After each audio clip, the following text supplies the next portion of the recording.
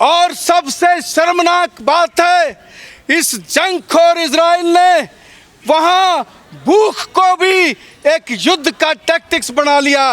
वहाँ लोगों के पास राहत तक नहीं पहुँचने दी गई और उनको किस तरीके से वहाँ भूखा मार के, वहाँ बिना इलाज के मरते हुए वहाँ के बच्चों को, वहाँ की महिलाओं को, वहाँ के बुजुर्गों को, वहाँ के नागरिकों को। सिर्फ इतना ही नहीं हुआ, अपने वर्चस्ववादी विस्तारवादी नीति को अपने, ये देखिए किस तरीके का एक दम हुआ आचरण है, किस तरीके की एक बात है।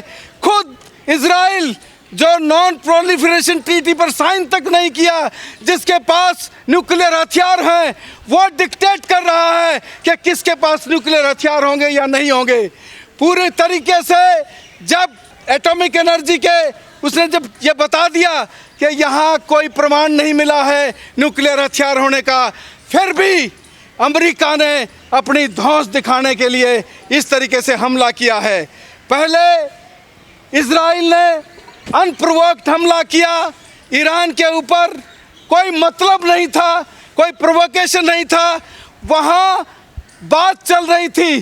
देखिए एक तरफ ये ट्रंप, ये जोकर ट्रंप, ये मानवता का शत्रु किस तरीके से वहाँ पहले एक नाटक चला रहा था नेगोशिएशंस का कि वो नॉन प्रोलिफरेशन ट्रीटी पर ये अपने इस जो न्यूक्लियर प्रोग्राम को बंद करने के लिए, और वो अगली जो बैठक होनी थी संडे को, उससे पहले उकसा दिया और इजराइल ने बिना किसी प्रोवोकेशन के वहाँ पर हमला कर दिया। और उसके बाद उसने सोचा था कि जिस तरीके से वो धौंस पट्टी से पूरे गाज़ा में, पूरे मिडिल ईस्ट में जिस तरीके से वो लोगों को रौंदता रहा है, इस बार भी कर देगा। लेकिन ईरान की जनता उठ खड़ी हुई, ईरान के लोग उठ खड़े हुए और उन्होंने जब काउंटर अटैक किया तो वहाँ उनको पता चला, वो बोल रहे हैं ईरान ने हॉस्पिटल पर हमला कर दिया। अरे तुमने तो 50 हॉस्पिटल तबाह कर दिए, तुमने सारा वहाँ का इंफ्रास्ट्रक्चर तबाह कर दिया, वहाँ के स्कूल तबाह कर दिए, वहाँ अगर कहीं किसी ने चर्च में शरण ले रखी थी उनको तबाह कर दिया। ये जो तबाही का मंजर जो तुमने पैदा किया, आज पता चल रहा है। जिस तरीके से ईरान ने रिटेलिएट किया, जिस तरीके से ईरान ने उसके ऊपर उस काउंटर अटैक किया, मिसाइल छोड़े, वो सारा भ्रम टूट गया। वो सारा आयरन डोम का जो उन्होंने बना रखा था, एक जो झूठ का ये बना रखा था कि हम अभेद्य हैं, वो आयरन डोम भर भरा के गिर गया ईरान की मिसाइल के सामने। और जब वहाँ उनको तबाही का मंजर नज़र आया, तब लगे चिल्लाने, ओ माई बाप ट्रंप, ओ माई बाप ट्रंप, आप आइए आइए आइए। वहाँ बिल बोर्ड चलने लगे, now finish the task, please Trump finish the task. वहाँ अपील करने लगे, वहाँ उसको दबाव डालने लगे, जियोनिस्ट लॉबी ने दबाव डाला। और जिस तरीके से अपनी धौंस पट्टी जमाना चाहता है अमेरिका, पहले बोल रहा है कि हम खोमेनी को ख़त्म करेंगे, बोल रहा है अभी हम उनका रिजीम चेंज करेंगे, क्या क्या बोलता रहता है। लेकिन जब ऊँट पहाड़ के नीचे आया, तमाम जनमत जब उसके खिलाफ हो गया, तब उसको समझ में आया कि इस तरीके से नहीं चलेगा। फिर भी 15 दिन तक हम कोई जायज़ा लेंगे, कोई हमला नहीं करेंगे। ये क्या आदमी है, ये क्या वर्ल्ड लीडर है, ये क्या सबसे पुरानी डेमोक्रेसी का एक प्रेसिडेंट है। और उसने बोला कि हम 15 दिन तक कोई ऐसा कोई हमला करने नहीं जा रहे हैं, और उसके 48 घंटे के अंदर अंदर हमला कर दिया। साथियों, ये हमला सिर्फ ईरान पर नहीं, ईरान के लोगों के खिलाफ नहीं, ये हमला मानवता पर हमला है। ये हमला जो है वो ह्यूमैनिटी के खिलाफ हमला है, देश के पीसफुल नागरिकों के ऊपर हमला है, ये सारी दुनिया के ऊपर हमला है। आज जिस तरीके से जंगखोर अमेरिका अपने हथियार बेचने के लिए लगातार युद्धों को चलाते जा रहा है, युद्ध उसकी जीवन रेखा बन गई है, उसको शस्त्र की, उसकी सारी इकोनॉमी मिलिटराइज्ड इकोनॉमी हो गई है। वो इस तरीके से धमकाता रहता है, इंडिया को धमकाता है, तमाम दूसरे देशों को धमकाता है। और ये जो जिस तरीके से आज इसने हमला किया है, हम आज ये हमारा party socialist unity centre of India communist, ये आज कल ही जो ही ये हमला किया गया अमेरिका द्वारा पूरे देश के अंदर, हमने उसको विरोध प्रदर्शन किए आज, और एक इसे लगातार ये विरोध प्रदर्शन जारी रहेंगे। और हम शांति के लिए, क्योंकि हम इस बात के पक्षधर हैं कि युद्ध किसी बात का समाधान नहीं है, युद्ध नहीं शांति चाहिए, ये हमारा स्लोगन है। हम तमाम दुनिया के शांतिकामी लोगों से, हमारी party socialist unity centre of India communist की तरफ से हम तमाम शांति प्रिय लोगों का आह्वान करते हैं कि वो आए और एक शांति आंदोलन, एक मिलिटेंट पीस मूवमेंट खड़ा करें इस साम्राज्यवादी हमलों के खिलाफ, इस साम्राज्यवादी दादागिरी के खिलाफ, इस साम्राज्यवाद की हेकड़ी के खिलाफ। अगर पूरी दुनिया के लोग, पूरे जो युद्ध विरोधी, जो शांतिकामी लोग हैं, वो एकजुट होंगे तो इस अमेरिका को सबक सिखाया जा सकता है। साथियों, ये अमेरिका का जो हमला, ये उसके लिए बहुत ही खतरनाक है, पूरी मानवता के लिए खतरनाक है, और इसका अंजाम बहुत बुरा होने जा रहा है। ये जिस तरीके से वो चैलेंज कर रहा है, जब रूस ने, पुतिन ने कहा, शी जिनपिंग ने कहा कि अगर आप अमेरिका इंटरवेंशन करेगा तो अंजाम बुरे होंगे, वो चाहता है कि दुनिया युद्ध में चली जाए।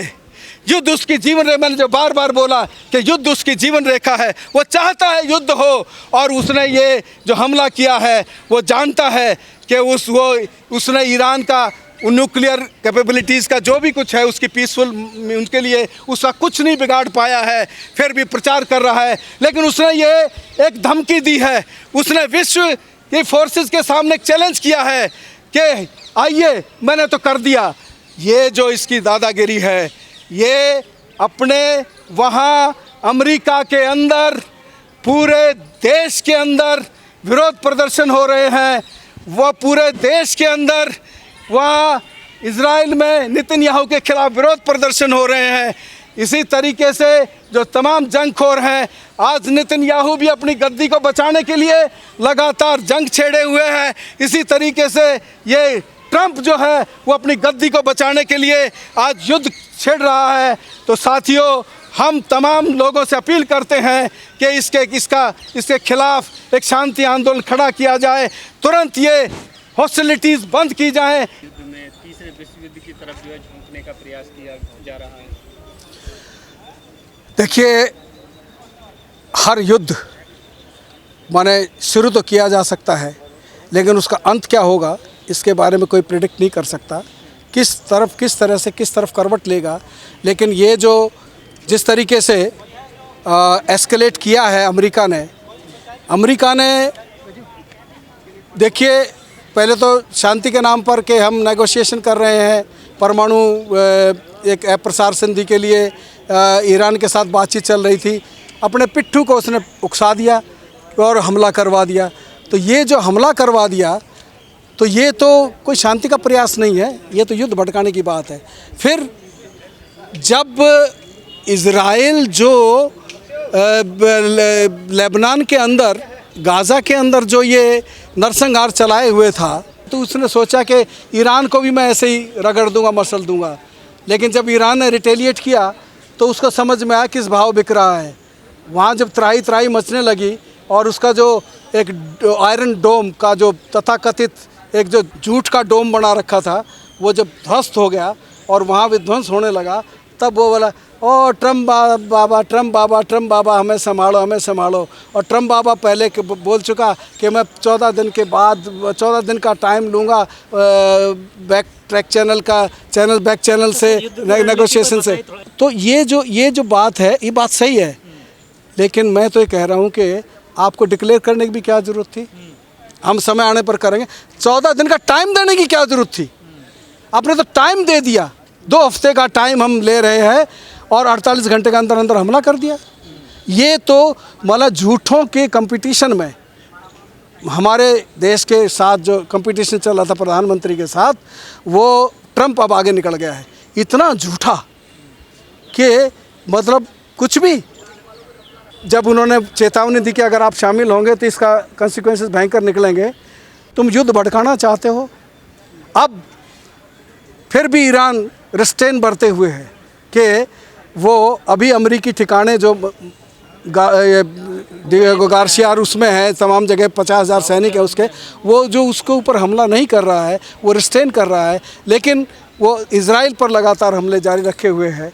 तो ये जो विश्व युद्ध की तरफ चला जाएगा, जो आपका जो सवाल था, अगर फिर उसने कुछ किया, क्योंकि ट्रंप निचला बैठने वाला तो है नहीं, फिर अगर उसने कुछ किया और चीन और रूस की एंट्री हो गई, तो फिर इसको एस्केलेट होने से कोई रोक नहीं पाएगा। तीसरे विश्व युद्ध की तरफ जाने की पूरी संभावना है। एक तरफ ट्रंप जो है हमला करते हैं, दूसरी तरफ कह रहे हैं कि ईरान को शांति की पहल करनी चाहिए। भूत के मुंह में राम नाम। शांति की पहल करनी चाहिए। अरे पहल किसने की थी? हमला किसने पहले किया था? ईरान। तो तुमने ईरान को झांसे में रखा नेगोशिएशन करने के नाम पे, और उधर इजराइल को उकसा दिया हमला करने के लिए। ये शांति के तरीके हैं? तुमने कहा कि हम डिप्लोमेटिक तरीके से हल करने की कोशिश करेंगे और उनके 3 परमाणु ठिकानों पर हमले कर दिए। ये शांति के लिए है?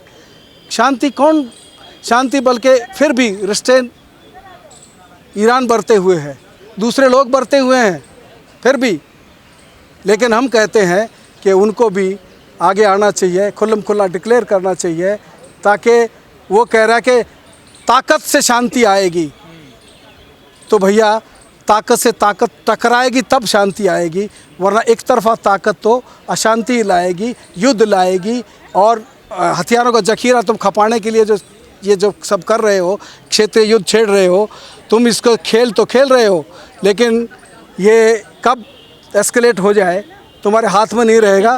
ये मानवता के लिए खतरा है। अमेरिका हमले के बाद ईरान ने जो है और तेज जो है इजराइल पर हमले कर दिए। अब लोग इजराइल छोड़कर भाग रहे हैं। देखिए, ये तो होना ही था। आज जो शांतिकामी लोग हैं, हम युद्ध के खिलाफ हैं और तमाम लोग शांति प्रिय हैं, लेकिन जिस तरीके का अत्याचार, जिस तरीके का जुल्म इजराइल ने 75,000 नागरिकों, महिलाओं, बच्चों, बूढ़ों को जिस तरीके से उसको मारा गया, जिस तरीके से उनको तड़पा के कोई एड नहीं पहुंचने दी, भूख को युद्ध का हथियार बना लिया, ये शर्मनाक बात है। आज इजराइल को उसका मज़ा मिल रहा है और उसको जब लोग उसके बारे में एक सुकून महसूस कर रहे हैं कि नाउ फील दी। अरे तुम्हारे एक हॉस्पिटल पर हमला हो गया तो तुम कह रहे ये देखिए क्या हो रहा है, ये तो उल्लंघन हो रहा है चार्टर का, ये सब। और तुमने सारे हॉस्पिटल और तमाम जो इंस्टीट्यूशंस, एजुकेशन इंस्टीट्यूशंस तमाम तबाह कर दिए, तब तुम्हें समझ नहीं आ रही थी।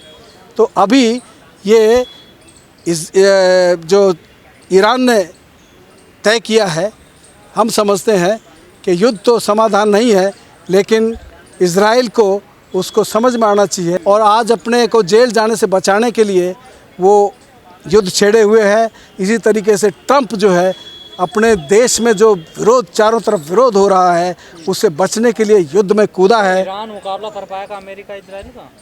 जब कभी ऐसे युद्ध होते हैं तो 2 खोमे में बट जाते हैं।